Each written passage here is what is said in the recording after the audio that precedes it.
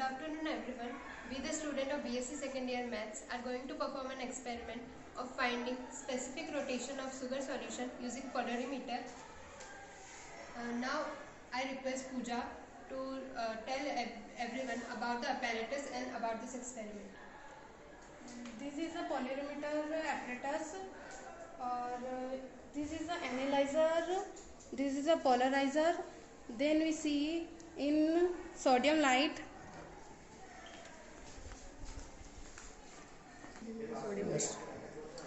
अब ये यहाँ पर सोडियम लाइट लगी हुई है, इसके अंदर हम डिस्टिल वाटर का सॉल्यूशन देखेंगे। ये है पोलरीमीटर ट्यूब है, इसके अंदर डिस्टिल वाटर है। देन अच्छा, डिस्टिल वाटर भरा है आपने इसमें? डिस्टिल वाटर भर रखा है। Okay. फिर इसको ऐसे क्लोज करेंगे, फिर रिक्लोक। यहाँ पर एनालाइजर लगा हुआ है, यहाँ पर पोलराइजर लगा हुआ है। एनालाइजर के थ्रू देखेंगे और पोलराइजर के अंदर देखेंगे। पहले इसको क्लॉकवाइज घुमाएंगे जब तक कि ये पूरा सेम नहीं हो जाए, सेम कलर इसके सेम कलर ना हो जाए। फिर उसके बाद मेन स्केल की रीडिंग और वर्नियर स्केल की रीडिंग को प्लस करेंगे। फिर इसको वापस से उसी पोजीशन में लाने के लिए इसको एंटी क्लॉकवाइज रोटेट करेंगे जब तक कि ये सेम नहीं आ जाता।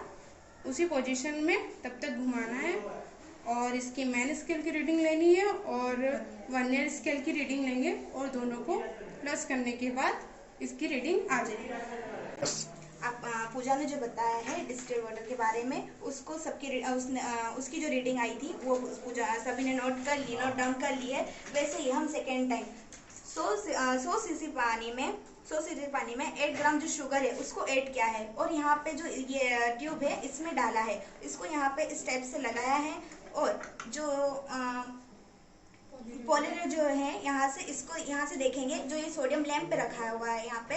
इसके बाद जो एनालाइजर जो है उसमें यहाँ से देखेंगे कि वहाँ पे जो यहाँ से हम जो देखेंगे इसमें जो गोल दिखेगा, गोल सर्कल जो दिखेगा उसमें अगर हमारा जो कलर आएगा वो डिफरेंट आता है। इसके लिए हमें सबसे पहले इसको क्लॉकवाइज घुमाना है जब तक कि हमारा दोनों कलर मैच ना हो जाए।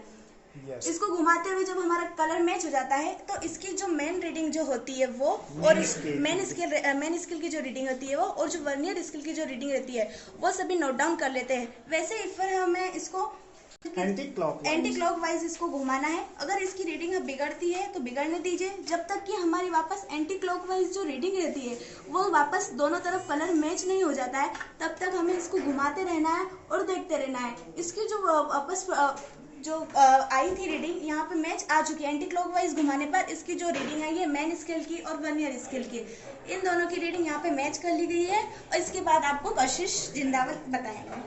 यस। तो अब हम ये प्रैक्टिकल वापस रिपीट करेंगे 4% शुगर सॉल्यूशन के लिए। तो इसके लिए हम 4 ग्राम शुगर 100 सीसी वाटर में मिक्स करेंगे और उसका सॉल्यूशन हम पोलराइजेशन ट्यूब में डालेंगे। पोलरीमीटर ट्यूब वापस तो अब हम ये प्रैक्टिकल वापस रिपीट करेंगे 4% शुगर के लिए, जिसके लिए हम 4 ग्राम शुगर 100 सीसी वाटर में मिक्स करेंगे और इस शुगर सॉल्यूशन को हम ट्यूब में डाल देंगे। तो अब हम एनालाइजर से देखेंगे और हमें एक सर्कल दिखेगा जिसमें 2 शेड्स है, light shade and dark shade. तो हमें इसको तब तक घुमाना है जब तक हमें दोनों शेड क्लॉकवाइज घुमाना है जब तक हमें दोनों शेड एक जैसा ना दिख जाए। ओके। और जब दोनों शेड एक जैसे आ जाएंगे तब हमें ये रीडिंग को नोट डाउन करना है। ओके। अब देन हमें यही प्रोसेस रिपीट करनी है विद एंटी क्लॉकवाइज। तो अब हम इसे एंटी क्लॉकवाइज घुमाएंगे।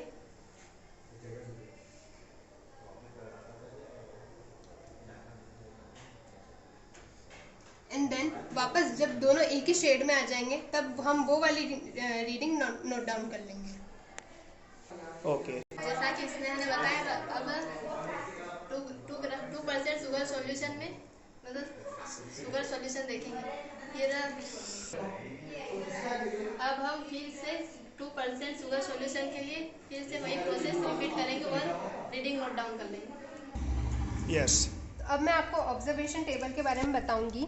तो पहले हम लेंगे डिस्टिल्ड वाटर, इसका पहले करेंगे क्लॉकवाइज घुमाने पर जो वैल्यूज़ आई है, मतलब मेन में हमारी आई 90 डिग्री और वर्नियर स्केल में आई 5 डिग्री, इनका निकाल लेंगे टोटल। सेम प्रोसेस रिपीट करेंगे एंटी क्लॉकवाइज के लिए। मेन स्केल की रीडिंग लेंगे, वर्नियर की लेंगे और टोटल निकालेंगे। टोटल आए 269.5 डिग्री। सेम प्रोसेस हम करेंगे फर्स्ट सॉल्यूशन के लिए, जो है हमारी 8% शुगर 100 cc वाटर में।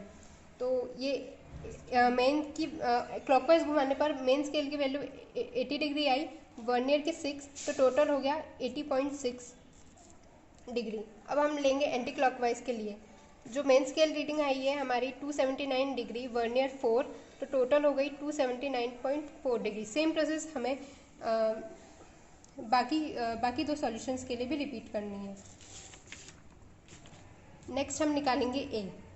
ए निकालने के लिए जो हमने डिस्टिल्ड वाटर की रीडिंग आई है, जो हमारी मेन स्केल की डिस्टिल्ड वाटर की रीडिंग आई है वो लिखेंगे, प्लस जो हमारी एंटी क्लॉकवाइज की रीडिंग आई है उसको 360 में से माइनस करके उनका मीन निकालेंगे और ये वैल्यू यहाँ पे आएगी। ये हमारी स्मॉल ए की वैल्यू आएगी। सेम प्रोसेस करके हम बी सी डी की वैल्यू भी निकाल लेंगे। अब हम यहाँ पे एंगल निकालेंगे, इसलिए हम ए की वैल्यू बी में से माइनस करेंगे जो कि 9.9 डिग्री है। फिर ए की वैल्यू सी से माइनस करेंगे जो कि 4.9 डिग्री है, और ए की वैल्यू डी में से माइनस करेंगे जो 2.7 डिग्री है। तो अब हम चलते हैं ऑब्जर्वेशन टेबल की तरफ। तो ये ऑब्जर्वेशन टेबल में हमने डिफरेंट टाइप ऑफ सॉल्यूशन जिसके लिए हमने प्रैक्टिकल परफॉर्म करा था, उनका एंगल ऑफ रोटेशन जो कि हमने यहाँ से निकाला है वो लिखेंगे। ये हो गया सी, मतलब कंसंट्रेशन, एंगल ऑफ रोटेशन यानी थीटा। अब हम निकालेंगे थीटा बाय सी। तो हम थीटा बाय सी निकालने के लिए इन दोनों का डिवाइड करेंगे और हमारी ये कुछ वैल्यूज़ आएंगी। अब हम इन तीनों वैल्यू का मीन निकालेंगे। अब मीन निकालने के बाद हमारा एक फॉर्मूला होता है, इस फॉर्मूले में हम सारी वैल्यूज़ पुट करेंगे जो कि होता है tan theta upon L C. हम tan एल और थीटा बाय सी की वैल्यू अलग अलग रखिए क्योंकि हमारे पास थीटा बाय सी की वैल्यू है। अब tan एल की जगह 20 इंटू जो हमारी मीन वैल्यू आई है थीटा बाय सी की, वो रख के हम सॉल्व करेंगे और वैल्यू आएगी 63.54, जिसकी स्टैंडर्ड वैल्यू होती है। इस तरह से हमने शुगर सॉल्यूशन की स्पेसिफिक रोटेशन की वैल्यू प्राप्त कर ली।